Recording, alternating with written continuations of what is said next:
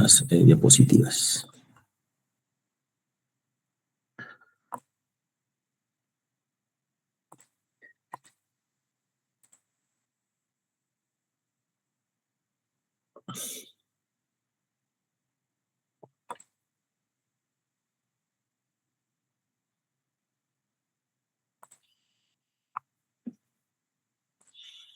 Bien. ¿Se logra ver la diapositiva? ¿Me pasan la voz? Sí, doctor. Ya, gracias. Entonces, en esta parte vamos a trabajar lo que en medicina lo vemos más en salud pública, pero es muy importante para la toma de decisiones y el entender el proceso de enfermedad en un país, en una comunidad, en una región, o en una región. Es la demografía. ¿Qué cosa es la demografía? Como nosotros trabajamos con personas, se ha creado o apareció esta ciencia, ¿no? Esto que estudia la descripción de las poblaciones humanas. ¿Ya? Poblaciones humanas porque hay poblaciones de bacterias, poblaciones de virus, poblaciones de animales, ¿no? Poblaciones son el conjunto de unidades de análisis, ¿se acuerdan? Bueno, la demografía es esa parte que estudia solamente el comportamiento humano. Y obviamente utiliza la estadística para medir el tamaño de una población, cómo está distribuida geográficamente, por quiénes está compuesta, y algo muy importante, medir sus variaciones o características que van cambiando o que varían, ¿no? Variables que varían entre población, entre grupos humanos, etc. Y sobre todo, conocer las causas que provocan esas variaciones. Esas variaciones, ¿no?, son las que más nos interesan, y medir las causas de esas variaciones son gran parte de los trabajos de investigación de ciencias de la salud. Entonces, todos nuestros trabajos e investigaciones, generalmente la gran mayoría las hacemos en poblaciones humanas, en grupos humanos, en grupos de pacientes. Entonces tenemos que entender cómo es que se comporta esa población para que nuestro trabajo de investigación sea exitoso. Si no conocemos las principales medidas que se utiliza la ciencia médica para medir el comportamiento poblacional, va a ser un poco difícil que nuestro trabajo de investigación puedan ser entendidos. ¿Okay?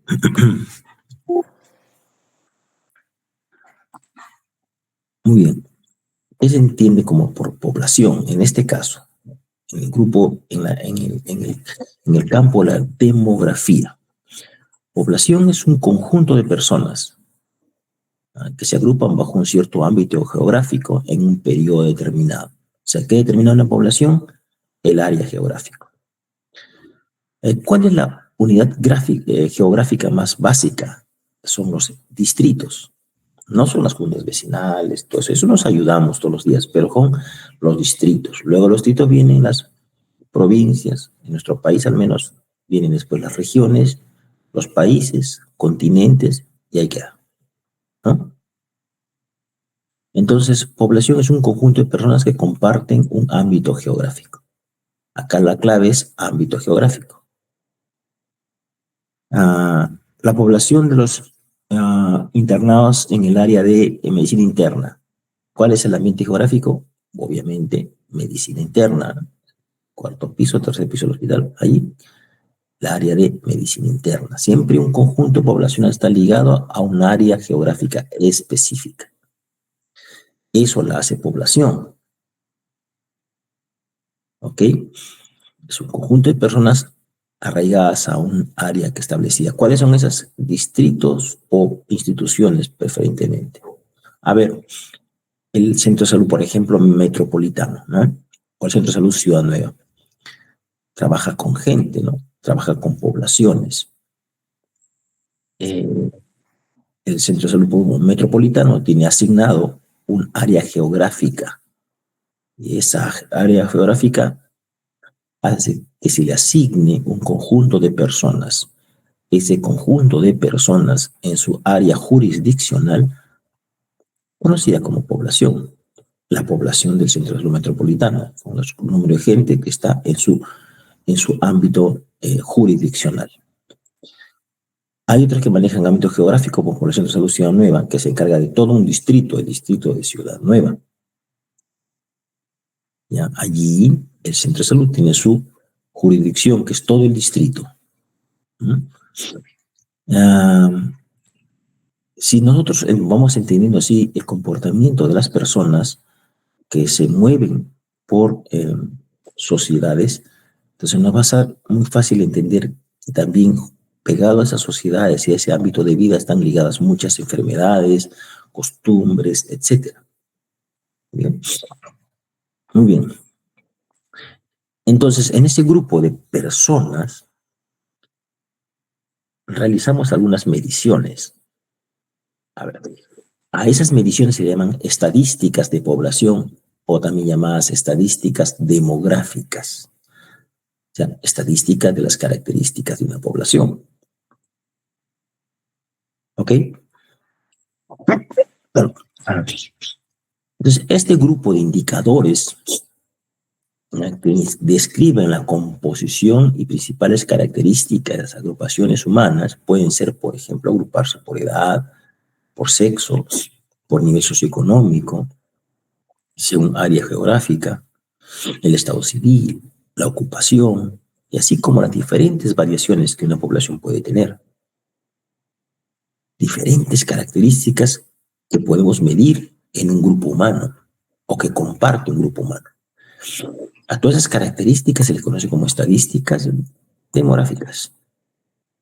Más ya en el campo de la propia la estadística, cada uno de esos indicadores, cada una de estas características, cada una de estas variables, se le conoce en el mundo demográfico como indicadores.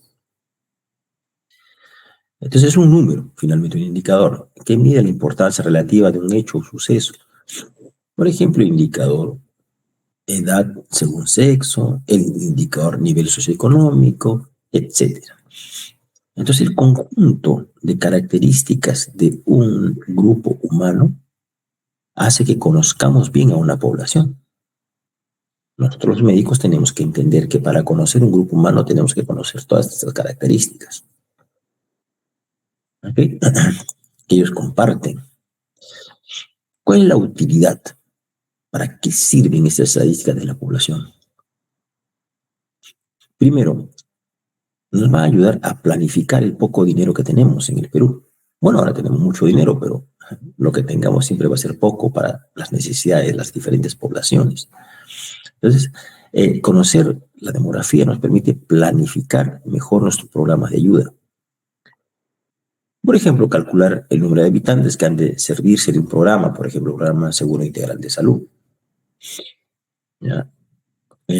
Nos va a permitir también calcular tasas, por ejemplo, de natalidad, cuántos niños nacen, cuántos mueren, cuántos se enferman en la población. Gracias a esa estadística vamos a poder estimar qué servicios necesitan: agua, desagüe, luz, número, postas médicas, médicos, medicinas, etc. Gracias a estas estadísticas podemos estimar las necesidades de una población, todos los recursos que necesita. Sin la demografía y sus características no podríamos saber qué está necesitando la comunidad. Entonces, la demografía nos ayuda a planificar programas, a planificar mejor la gestión sanitaria. Lo otro es, nos permite evaluar programas. Mucha gente, muchas personas, muchas autoridades, muchas instituciones invierten mucho dinero en generar estos programas, pero también las estadísticas, así como nos permite generar esos programas, nos permite también evaluarlas.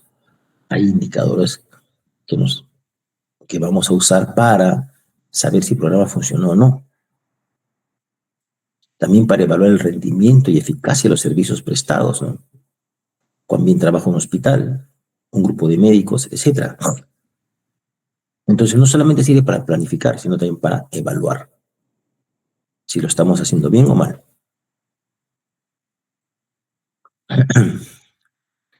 ¿De qué se nutre? ¿De dónde se nutre? ¿De dónde saca esa información la demografía? La primera fuente principal son los censos, ¿no? Estos censos se hacen en forma periódica, eh, es de cobertura universal, o sea, toda la población, ¿no?, se quedan en sus casas y son entrevistadas. A eso se llama el censo de población y viviendas. Actualmente se está realizando uno y se va a realizar otro, ¿no? Visto que ahí, pero trabaja más que todo con muestreo de gente. Eh, y pues se proyecta toda la población nacional.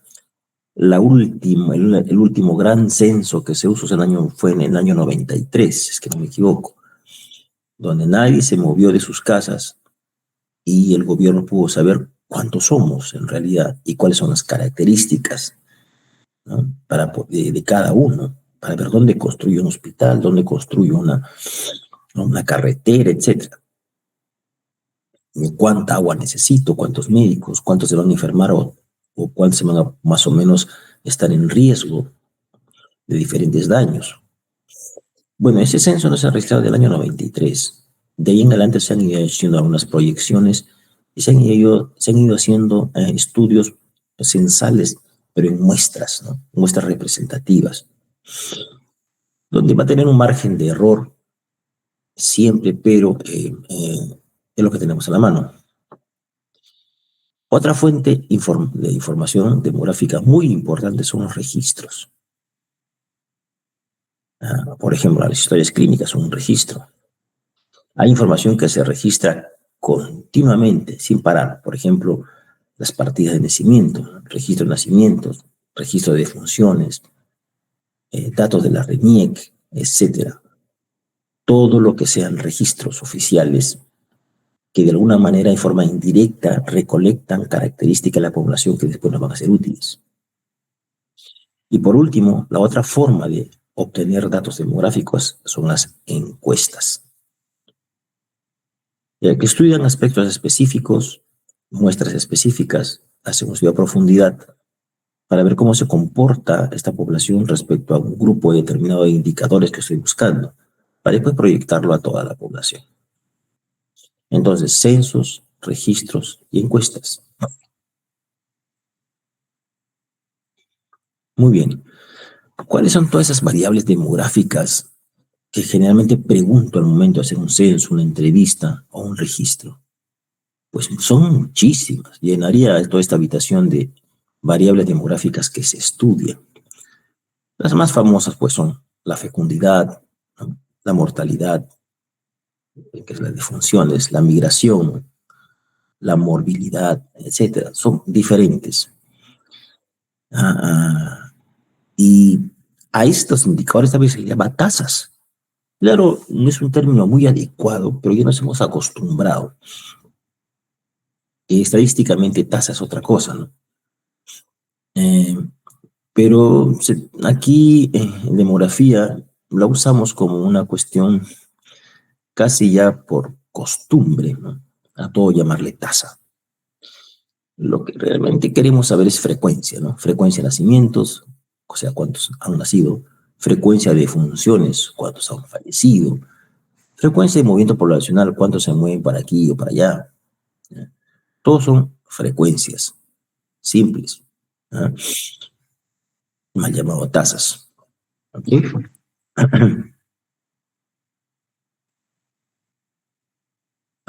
Seguimos viendo, ¿no? Otros indicadores, por ejemplo, de crecimiento de la población. Hay el estudio natural o vegetativo, son los nacimientos y funciones, y según eso, esa diferencia nos hace ver cómo crecemos o decrecemos. También el crecimiento poblacional se mide a través del neto total, nacimiento versus defunciones y migraciones a la vez. Se hacen algunos cálculos como estos, ¿no? Nacimientos más migraciones menos defunciones más emigraciones. ¿Ya? ¿Cuántos nacen y cuántos al nacer también, juntos esos que nacen, cuánta gente entra a esa región, y así le restamos la sumatoria de cuántos mueren y cuántos se van. Entonces, generalmente nos queda el neto total de crecimiento poblacional. Este estudio demográfico nos permite conocer el comportamiento real de una población, cuántos somos. Pero hay dos características que casi influyen en todo, ¿no? Es la edad y es el sexo. Influyen en la mortalidad, cuánta gente muere, influyen en la fecundidad, cuántos nacen, en las migraciones, en la actividad laboral, la actividad educacional, la actividad social, la actividad educativa, etcétera, etcétera, etcétera. Las variables de edad y sexo hacen que cuando hacemos demografía, solo demografía, todo lo comparemos, todas las características las comparemos según edad y según sexo. O sea, cómo está la mortalidad en mujeres, cómo está la mortalidad en hombres, cómo está la mortalidad en menores de 5 años, cómo está la mortalidad en mayores de 60, y así. Generalmente las variables de corte o las variables de comparativas generalmente son por edad o por sexo en demografía. Esto, por ejemplo, según el crecimiento poblacional, nos permite crear una pirámide, ¿no? La pirámide es un gráfico utilizado para presentar la distribución por edad y sexo de una población. Ustedes la van a ver en todos los datos, en todos los informes. Y tienes una pirámide invertida, una pirámide truncada, una pirámide creciente, decreciente, etc. En esa pirámide se contrasta por grupo de edad, tercer grupo de edad, segundo grupo de edad, tercer grupo de edad, así, por grupos etarios, y se comparan a la vez según sexo masculino y femenino. Este es un ejemplo de una pirámide poblacional. Obviamente la pirámide poblacional de Tacna será muy diferente a la de Moquegua, y más diferente a la de Nueva York, etc. Lo importante es que se tiene que medir.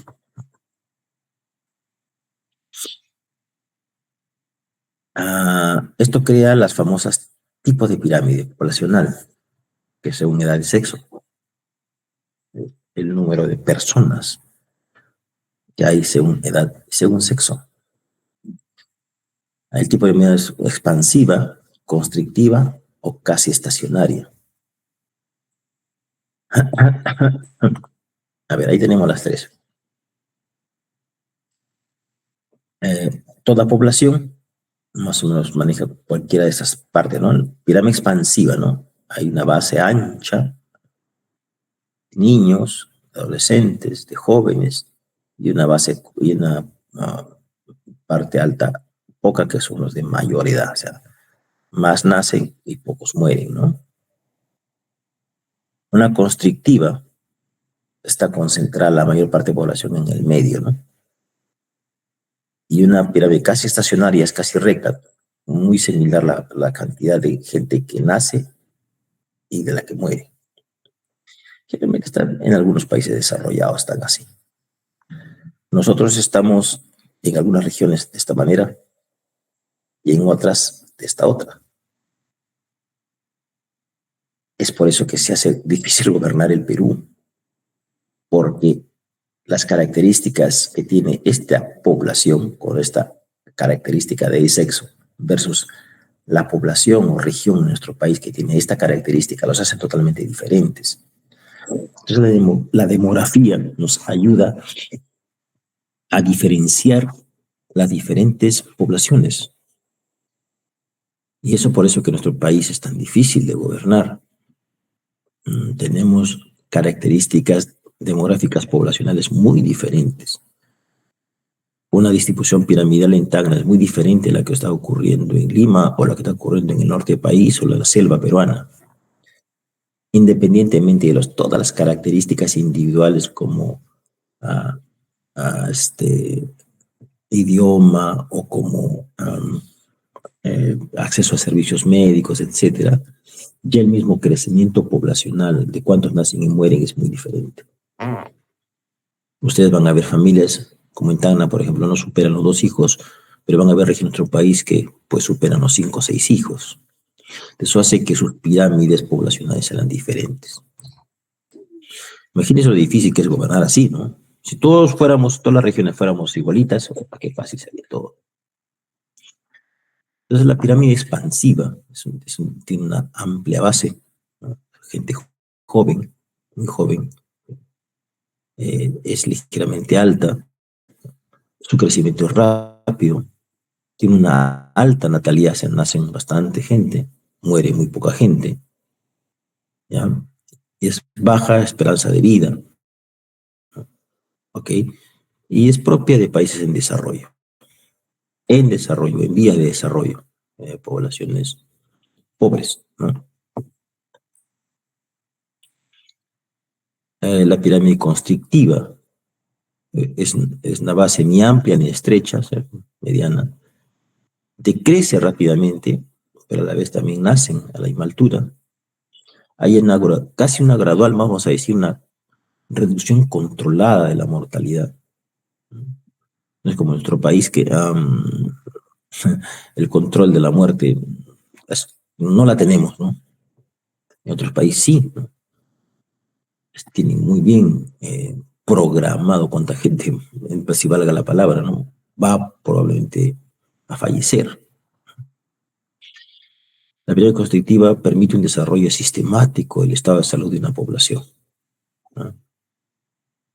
Son países que han logrado cierto desarrollo, están en el medio, están en proceso de un crecimiento más veloz que la gran mayoría. Y una pirámide casi estacionaria, la base es pequeña, o sea, poca gente joven, alta en ascenso regular, o sea, la gente vive muchos años, con algunas sinuosidades características propias de pequeños grupos humanos. Nace poca gente, también muere poca gente, casi al mismo ritmo que nace, muere. Hay una alta esperanza de vida, o sea, gente longeva, que vive bien y muchos años, que tiene un adecuado estado de salud, ¿no? Servicios muy buenos. Generalmente son o están presentes en países desarrollados, ¿no? El rectángulo del sexo femenino mayor que el masculino, ¿no? Está presente, excepto en edades jóvenes. En este grupo humano, las mujeres viven un poquito más que los varones. Un poquito, bastante más. ¿Qué afecta el desarrollo demográfico o las variables demográficas o el conocimiento de las, del comportamiento de una población? ¿Quién viene a entorpecer todo este estudio que se hace en nuestras poblaciones? Son las guerras. Por ejemplo, en nuestro país estamos en guerra, ¿no? Estamos en una escalada de violencia enorme, ¿no? Es un poco difícil medir algunas variables, ¿no? Allí van cambiando, las migraciones cambian. Otra cuestión que cambia también las características regulares de una descripción de una población son las epidemias. Aparece una epidemia y lo transforma todo, ¿no? Fue el ejemplo del COVID, ¿no? Y obviamente algunas características propias de fecundidad, mortalidad y migraciones que tienen nuestra población, sobre todo las migraciones. Recuerden que Latinoamérica está en una vorágine de migraciones porque existe un tremenda movimiento poblacional. Y este sí es cierto. Eso hace un poco difícil planificar a un país. Y los indicadores demográficos se ven alterados, ¿no?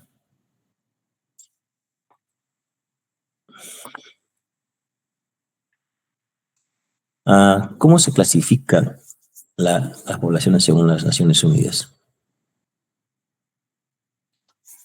Hace años, a la población de 65 años a más se le llamaba adultos mayores, ¿no? Hoy en día es a partir de los 60 años a más.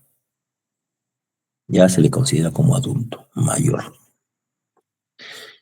Olvidemos los porcentajes, porque van variando, pero la población puede clasificarse en joven, intermedia o adulto joven. Hay los que están con envejecimiento incipiente, envejecimiento avanzado, grupo envejecido y grupo muy envejecido.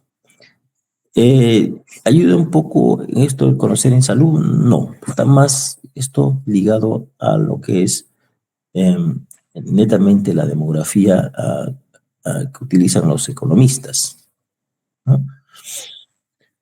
En salud, generalmente nos ocupamos y distribuimos a nuestra población en niños, adolescentes, adultos y adultos mayores.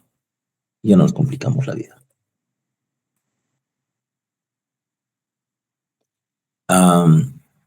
Según Rosset, clasifica la población de 60 años a más, y esta clasificación que hizo Rosset fue la que es acatada actualmente por las Naciones Unidas, por la Organización Mundial de la Salud, llamar población de la tercera edad de los 60 años a más. Por ahí estamos. Clasifica en cuanto a grandes grupos, ¿no? La juventud demográfica, el umbral de envejecimiento, envejecimiento propiamente dicho y vejez demográfica. Cuestiones que no usamos en medicina, pero sí nos ayudó Rosset en decir que a partir de los 60 años debería considerarse ya como población de la tercera edad. Muy bien.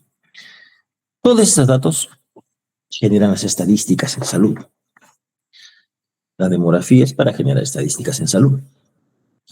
Para ello vamos a tener mucha información numérica, como indicadores como tasas, razones, etc. La lectura de todos esos indicadores nos permiten ver el estado de salud de la población. Nos dan un diagnóstico del estado de salud de la población. Nos permite conocer a una población. Y el conocer a esa población recién podremos planificar, organizar, evaluar y controlar programas y acciones de salud. O sea, si en algún momento queremos hablar de una población, primero tengo que conocer sus características demográficas. Más antes no puedo hablar de una población, ¿no? Ni siquiera, no porque yo haya vivido en Ciudad Nueva, no significa que conozca a Ciudad Nueva. Puedo sospechar algún que otro comportamiento, pero tengo que ir a valores o indicadores reales, ¿ya?, de estadísticas en salud, como tasas, razones, proporciones, y según eso realmente poder planificar y hacer cosas importantes. Y eso se hace mediante estudios demográficos. El Instituto Nacional de Estadística e Informática realiza estos estudios de una forma panorámica en todo el país. Ayuda bastante. Podemos visitar el Instituto Nacional de Estadística e Informática. Allí nos dan el estado general de la población, no solamente de salud, sino que nos traen diferentes estadísticas como económicas, como migratorias, etc. Bueno, ¿para qué sirve todo esto? Para todas esas estadísticas de la demografía, obviamente para gerenciar a una comunidad, para ser un buen político, un buen alcalde, un buen congresista, un buen presidente, gerenciar. Presidente que no conoce a su gente demográficamente no va a poder hacer nada bien. Sirve para hacer docencia, para que a través de los indicadores decirle a nuestros alumnos, estos somos o así somos como población. Y obviamente también esta estadística sirve mucho para la investigación. Son uno de los principales sustratos que usan nuestros estudiantes para hacer su tesis.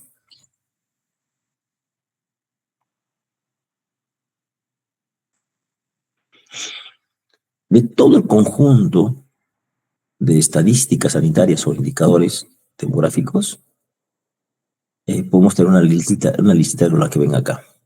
Pero esta cambia, va a cambiar bastante, y es muy dinámico.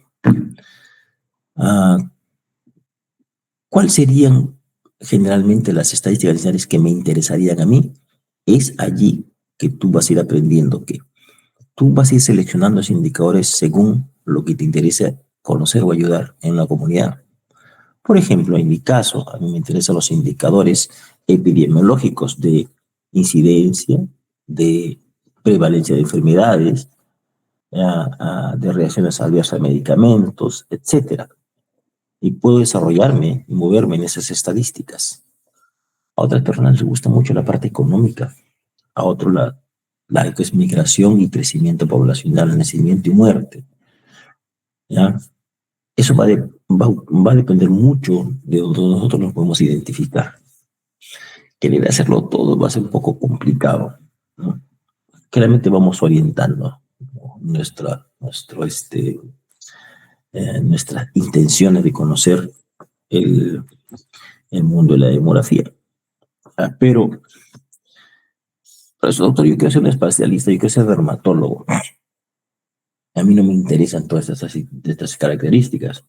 Pues a ti dicen que más te debería interesar, porque conociendo una comunidad o una población sabrás cuántas de estas personas te van a necesitar. En una oportunidad hicieron que en el Perú pues estaba en crecimiento enorme la población joven, ¿no? O sea, gente que estaba entre los 20 y los 45 años, ¿no? Entonces, como por esas cosas del destino, que venían también aunado ¿qué le vamos a decir?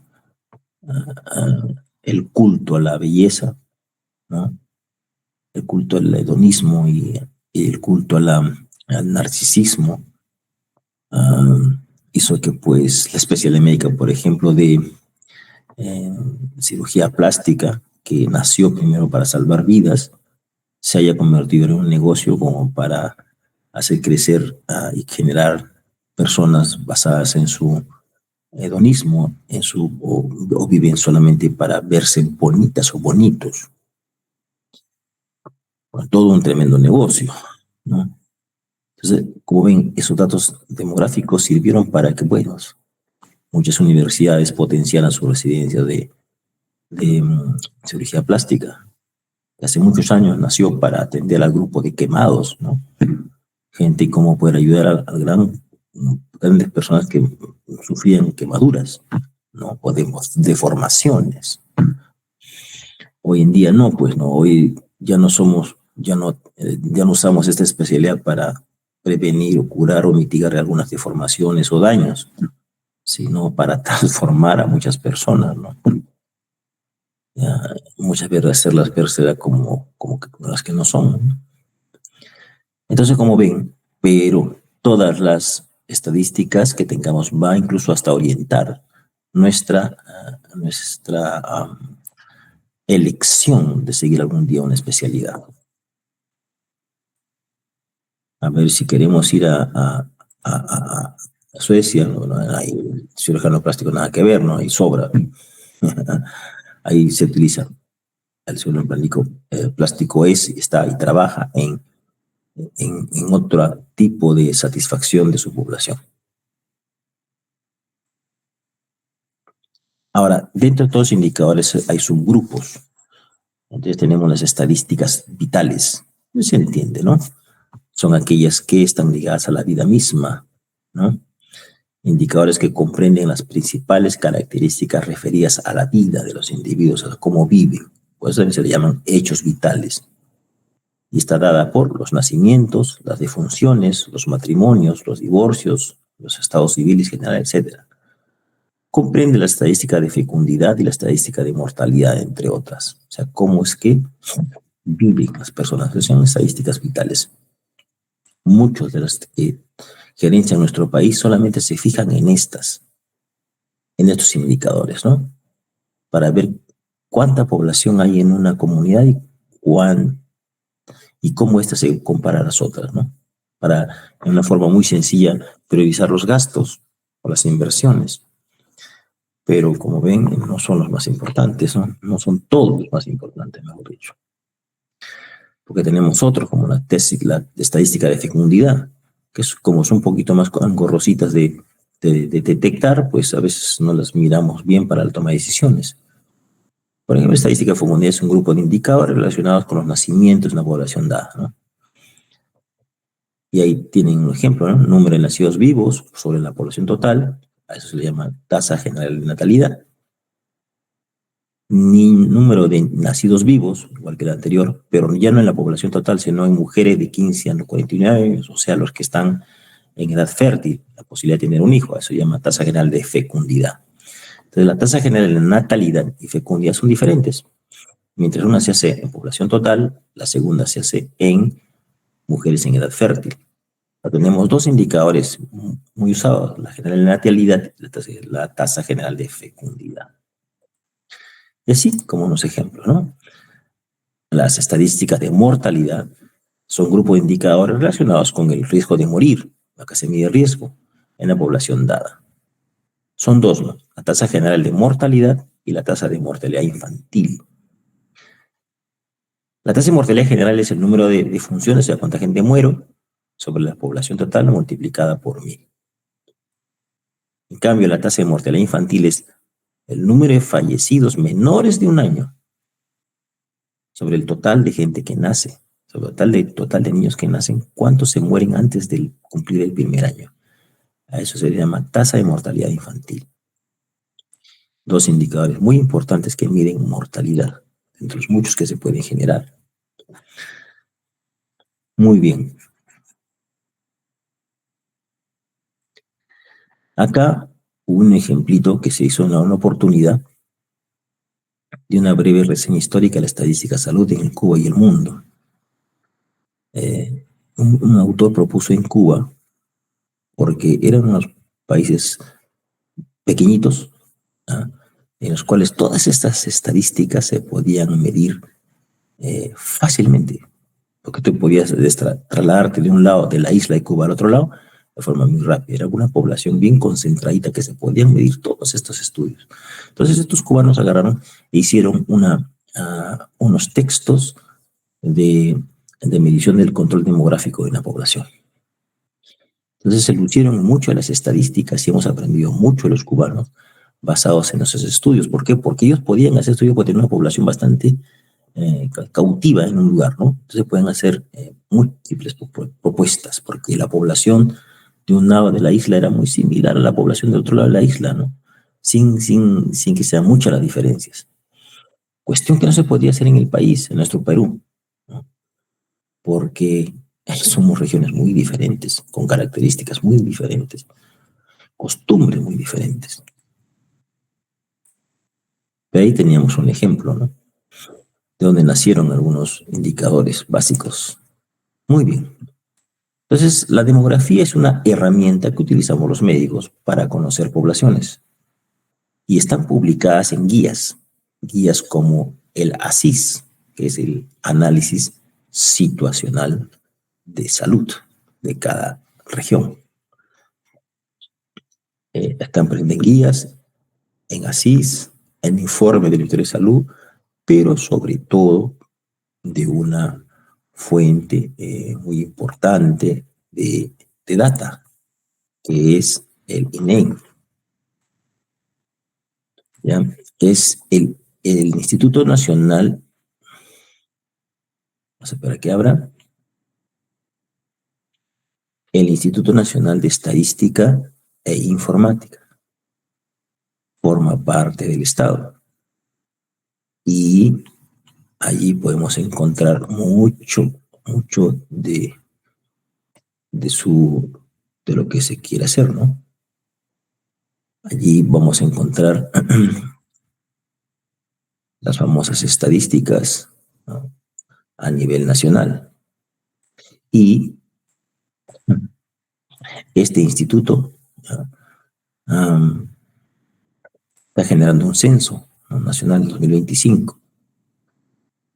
Le llaman el 13º de población, el 8º de vivienda y el 4º de comunidades. Pero allí vamos a tener mucha ayuda, ¿no?, sobre cifras y demás acciones que necesitamos. Por ejemplo, Perú en cifras, accede a cifras de la pobreza. Toda esa información nos las permite tener, nos las da el Instituto Nacional de Estadística hace los estudios demográficos bastante profundos, porque es toda una institución que se dedica solo a eso. ¿Ya? Y toda esta información la podemos encontrar acá. Podemos acceder a las cifras de pobreza y vamos a obtener algunos compendios, guías, etcétera, ¿no? Informes, ¿no? Y así, múltiples indicadores. ¿Cómo van a haber indicadores, indicadores de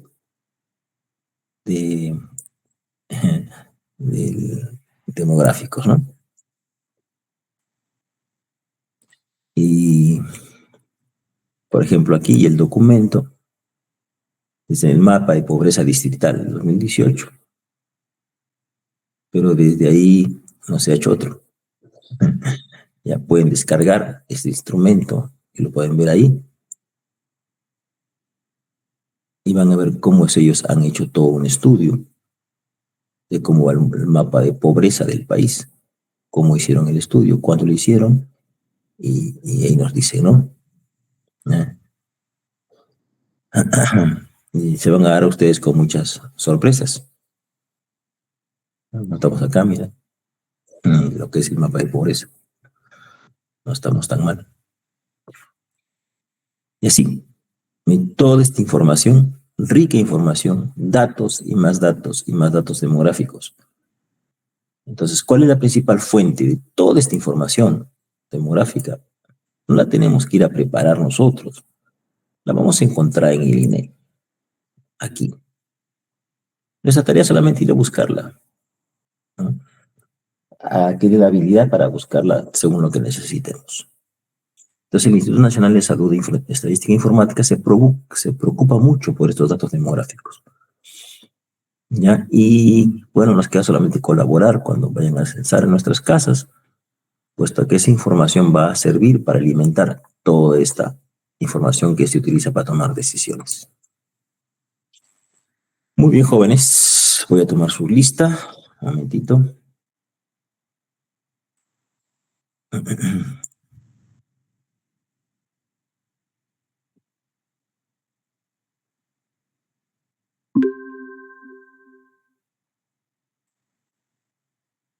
Vamos a grabar.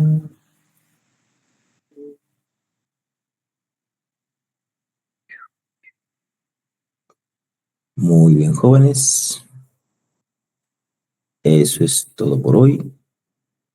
Nos estamos viendo la próxima clase. Chao, cuídense, buenas noches. Hasta luego, doctor. Hasta luego. Hasta luego, doctor. Chao.